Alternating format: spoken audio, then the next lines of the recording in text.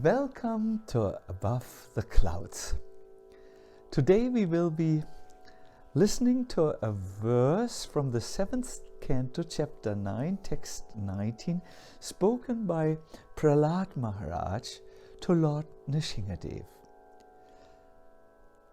My Lord Nṛsiṁhadeva, O Supreme, because of a bodily conception of life, embodied souls neglected and not cared for by you cannot do anything for their betterment. Whatever remedies they accept, although perhaps temporarily beneficial, are certainly impermanent. For example, a father and mother cannot protect their child. A physician and medicine cannot relieve a suffering patient, and a boat on the ocean cannot protect a drowning man. Here we hear about ultimate shelter. Yes, parents can do something for their child. Yes, physicians and medicine can also do something for a suffering patient. And when a boat comes to a drowning man, there is some hope. But ultimately, all this help can also fail. Parents are sometimes not able to help their child. Patients die despite the best physician and medicine. And a boat on the ocean, which has just drowned a person, is swept away and drowned by the waves. Only Krishna can come to the protection of his devotees and not fail in that. This is possible in all stages of human life.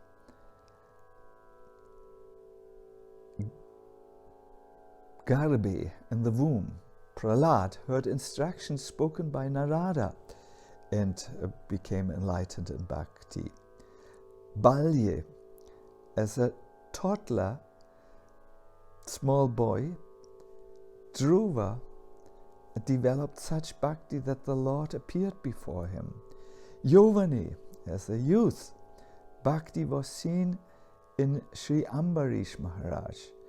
Vardakye, in old age, even Dhritarashtra had some traces of bhakti. Marane, at the time of death, bhakti appeared in Ajamil. In Svagitayam, that means in heaven, bhakti came to Chitraketu, and Narakitayam, in those who attained hell, even in such people, bhakti is seen. There's a scene in the hellish planets. Amongst all these tortures, the instruments, one person understood, wow, I'm really now in trouble. I better turn to the Lord. So he started to do kirtan, and gradually, as the Nṛsiṁha Purana informs us, all the residents of hell engaged in the kirtan of Lord Hari's name, because they felt touched in their heart and thus attained the spiritual world due to their bhakti to Lord Hari. So you can always turn to Krishna. It's never too early. And what is most important, it is never too late. In the biggest problem of life, the Pandavas knew how to take the shelter of Krishna. There was once a situation when they were in exile where Durvasa came with his 60,000 disciples demanding to get food. Now the Pandavas had nothing in the forest, and Draupadi had just eaten so that her pots could not produce. She pitilessly called out for protection to Sri Krishna at that time, who arrived in a moment. Vyasadeva has described to us the experience of Draupadi and how she felt. These are Draupadi's words. "Oh, he's coming just like the early morning sun to dissipate the darkness. He's coming like a boat to rescue a drowning person. He's coming like a sweet rain cloud to save one dying of thirst, like a great treasure for a penniless person, like an experienced doctor for one who's afflicted with a serious disease. Like this, Sri Krishna Chandra has come to protect us."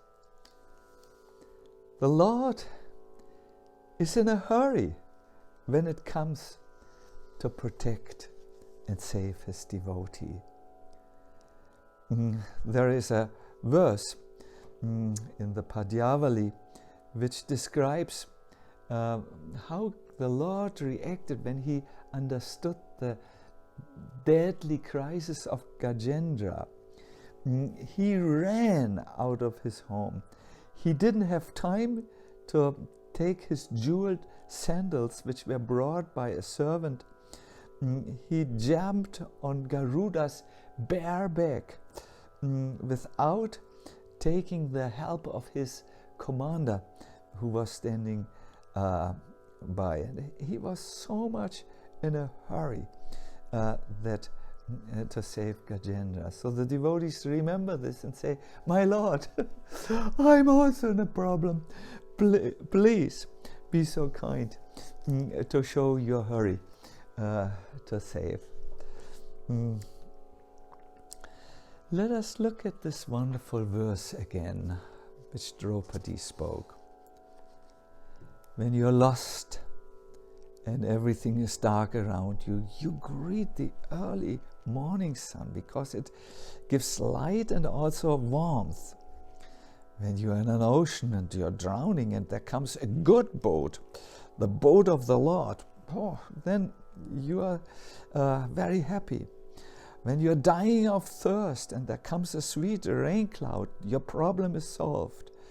And when you really suffer from a serious disease and an experienced doctor comes, the Krishna doctor, then it works. Mundane people and arrangements cannot help us, but the Lord can always come to our rescue.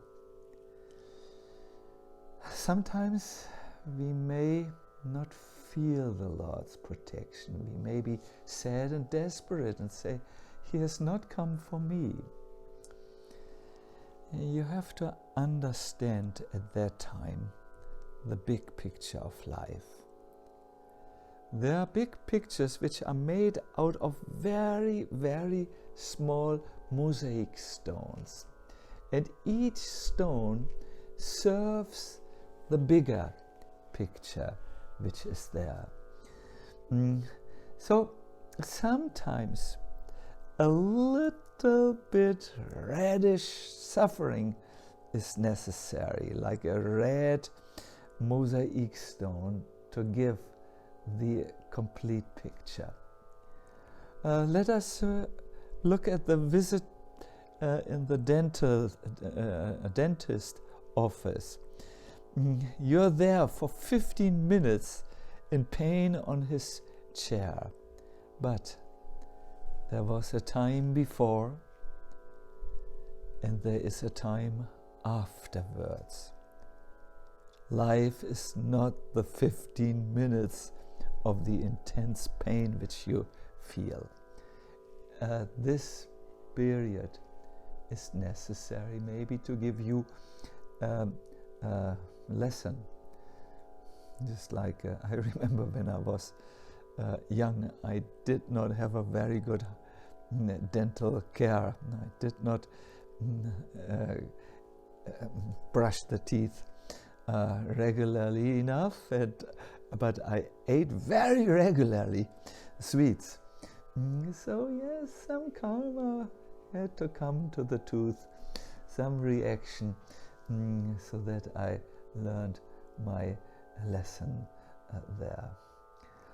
So don't measure Krishna just by one mosaic stone. See the entire picture, and then it will be easier for you to even tolerate the short waiting time for him.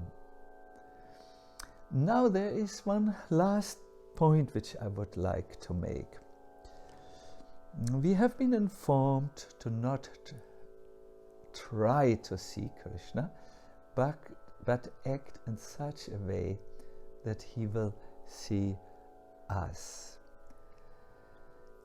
The life of bhakti needs to be translated in things you daily do. Although these things may be small, like the small mosaic stones, when they add up, they give a huge picture. To act in a way that Krishna will see us means to value the small steps that we do every day in bhakti. And there's a very nice verse I would like to quote to you. It is in the 10th chapter, it's 10th canto, 80th chapter. It says what to do with your words, with your hands, with your mind, and with your head, in order to develop bhakti in a regular way, in a day-by-day way. Parikshit Maharaj says, actual speech is that which describes the qualities of the Lord. Let us try to do this the coming week. Let us speak about Krishna, share our realizations. Let us not only speak about our life. Let's talk about the life of Krishna. He continues, real hands are those that work for him. Now, what to do with the mind? A true mind is that which always remembers him, whose dwelling within every moving and non-moving entity, and actual ears are those that listen to sanctifying topics about him. We can turn this into a daily practice. Remember Krishna. Remember that he is everywhere, in each heart. Use your ear to hear more and more about him.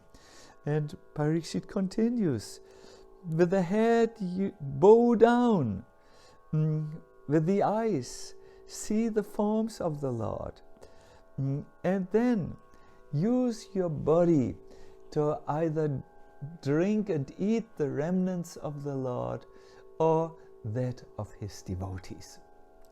In this way, do bhakti in the small steps, and you will see a big picture of your life developing. Thank you very much, and see you very soon.